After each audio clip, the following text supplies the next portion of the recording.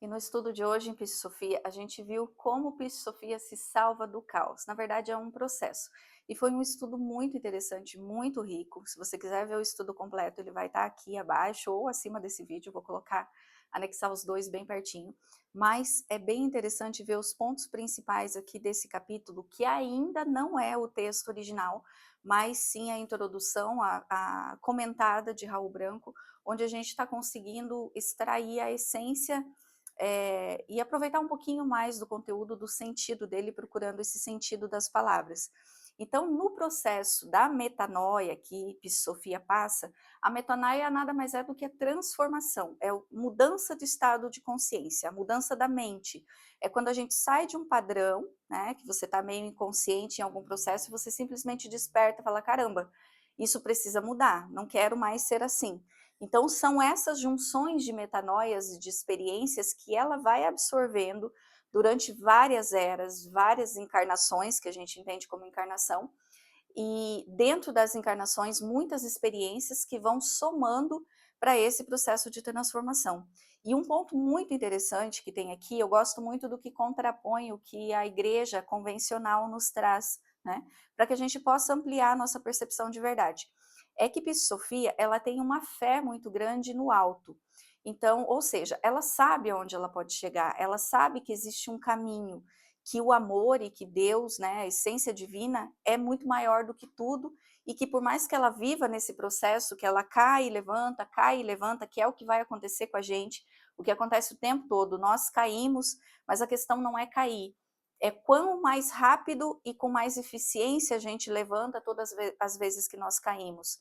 Então isso traz para nós uma percepção de como nós nos rotulamos no mundo, como a sociedade, de certa forma, que somos nós, né, a sociedade somos nós, coloca rótulos. Quando a gente erra, nós erramos, a gente recebe um rótulo por aquilo e acaba se tornando aquilo, como se não tivesse mais espaço para crescer, para se transformar, para ser diferente. E aí isso mostra a importância do véu do esquecimento das nossas encarnações anteriores.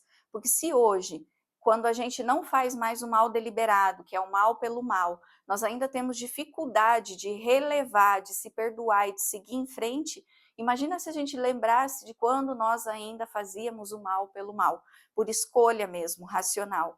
Então o véu do esquecimento ele é muito importante para que a gente possa ter esse reset e começar uma nova encarnação fazendo diferente, optando por ser diferente, porém a essência do aprendizado ela já está em nós, a gente não perde isso. Aquilo que aprendeu, aquilo que assimilou, ou seja, como a gente chama, os mistérios, né, falado em Psicosofia, que a gente já absorveu, que são as próprias virtudes da alma, durante esses processos reencarnatórios, eles estão intrínsecos em nós, os valores que estão sendo desenvolvidos. E a gente percebe isso se a gente começa a se observar. Se a gente faz aquela caminhada de autoconhecimento que é realmente profunda, que não é superficial, de saber o mapa astral, seu temperamento, qualquer coisa assim. Mas quando eu conheço as minhas tendências, quando eu conheço as minhas virtudes, aquilo que já está desenvolvido, intrínseco em mim, e onde eu sei onde eu posso cair ainda, o que eu preciso melhorar, desenvolver, e foi isso que Psicosofia passou, e é isso que ela relata, né, que é relatado no mito por Jesus, que de certa forma simboliza a própria existência de Jesus, né, o processo evolutivo de Jesus, mas que também nós podemos pegar como referência no nosso próprio processo, porque Psicosofia e Jesus são duas faces da mesma moeda. Assim como nós somos, né, enquanto seres crísticos, que habita, o ser crístico que habita dentro de nós, também temos a nossa face de Psicosofia que está em processo evolutivo. Na verdade, é o que está mais ainda latente, gritando em nós. A fase crística, ela ainda está um pouquinho distante, mas felizmente a gente está buscando alcançar isso.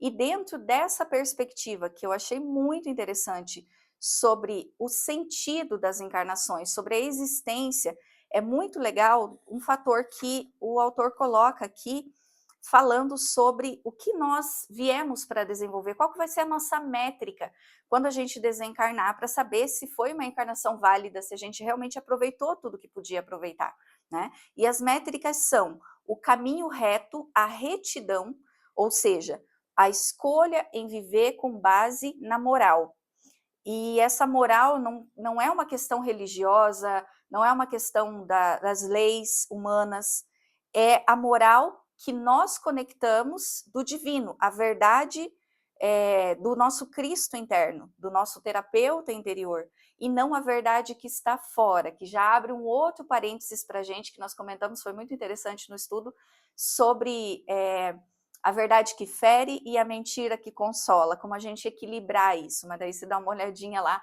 senão eu vou estender muito esse conteúdo também. Mas esse processo das metanoias, ele vai acontecendo e a ascensão, né, o resultado, na verdade, positivo ou negativo, no fim da nossa encarnação, depende de quanto nós andamos nesse caminho reto e não somente daquilo que a gente evitou fazer. Não basta só não fazer o mal, é preciso também fazer o bem. A gente já tinha essa percepção e isso foi afirmado aqui em Psicosofia também.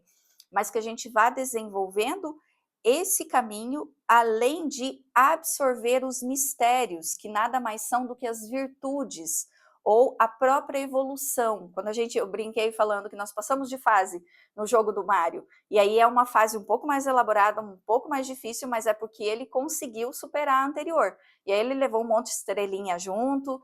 Então esses mistérios é essa absorção das virtudes que nós fizemos, do que eu aprendi nessa existência e que ficou intrínseco em mim, que independente do que eu passe, independente do véu do esquecimento, isso vai estar em mim, porque já faz parte do meu HD espiritual, da minha memória espiritual, e eu levo comigo.